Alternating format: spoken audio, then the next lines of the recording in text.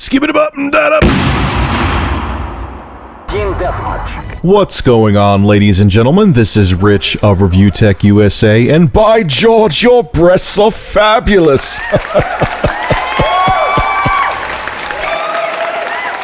Tits, man. I would say multiple times a day, almost half a dozen times a day, I get videos sent to my YouTube inbox, which are COD commentaries, and people are saying, hey, check out my videos, check out my commentaries, I see you like Call of Duty 2, check out my videos and tell me what you think. Or the other thing I get is, do you have any advice for me? I'm aspiring to become a commentator on YouTube. The first thing I'll say is, what the hell are you coming to me for? I'm not even really a commentator. I do news stories, I do reviews, yeah, I'll have COD footage in some of my videos, but I'm not a commentator. I suck at Call of Duty. And secondly, this one's a big one. Unless you're coming on here solely for fun, and you're not looking for a get-rich-quick scheme, don't do it. It's not worth it. It's a flooded market now. There's way too many people doing Call of Duty videos. There's way too many people doing commentaries. There's way too many people trying to get on Machinima Respawn. It's almost like it was back in 08, 09, where everyone was copying the Angry Video Game Nerd, even 2007 too, and everyone was doing angry retro reviews. Everyone was pissed off, spitting on games, trying to destroy them, and it became flooded. Everywhere you went on YouTube, there was retro angry reviewers. And predictably, look what happened. YouTube became flooded with all these Angry Video Game Nerd clones. It became tacky to do it. People got sick of seeing these videos everywhere, and people got made fun of for it. It became so overused that it became like classless to do it. Even if you were genuinely angry at a retro game, people were like, oh, you're just trying to copy the Angry Video Game Nerd.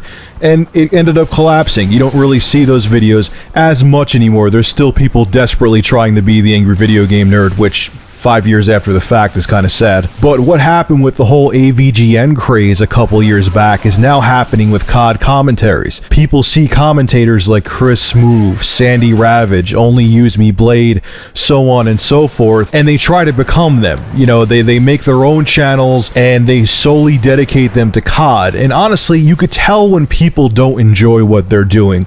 Go watch some COD commentaries by smaller commentators, and it feels like they're just a carbon copy of the more mainstream commentators. They don't try to do anything original at all. And most of the time, these small channels end up disappearing and fading away. Why? Because they thought it was a get-rich-quick scheme. They thought they would get instant fame for being a COD commentator, and when they don't get it and they get 10 views a video, they quit after a month or two. I really do think we are in the twilight of COD dedicated channels. I mean, think about it. How many videos can people watch of the same game with most commentators doing the same thing?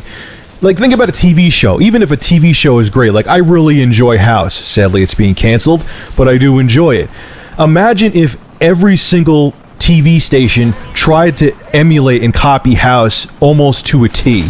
Like, every single TV station you watched, there was a House clone. It would get flooded. Even if you loved House, you would get sick of it, and you may even stop watching the original show House because of it. The flood of Call of Duty commentaries is the same thing. Even if you like Sandy Ravage or El Presidor, if you see COD commentaries everywhere, you're going to get sick of them in general. If you look at the main commentators' pages and you see their videos, people are writing under their videos, I love you, man, but I'm so sick of Call of Duty. I love you, man, but I'm so sick of seeing Modern Warfare 3.